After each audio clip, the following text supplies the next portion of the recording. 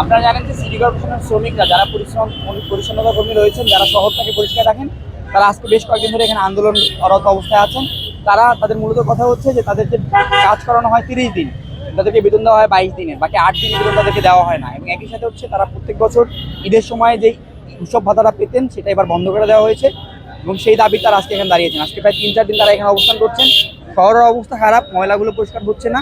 আমরা চাই যে অতি দ্রুত যে এই শ্রমিকদের যে দাবি দেওয়া সেগুলো মেনে নেওয়া হোক, এবং এই শ্রমিকদের যে 10 বছর 15 বছর পর্যন্ত কাজ করার ফলে তাদের পার্মানেন্ট করা হয় না, স্থায়ী শ্রমিক হিসেবে করা হয় না, এই প্রক্রিয়ার দিকে আসলে লাগানো উচিত। তাদের একটা স্থায়ী সমাধান তাদের এখান থেকে করা উচিত বলে আমরা মনে করি শিক্ষার্থী হিসেবে।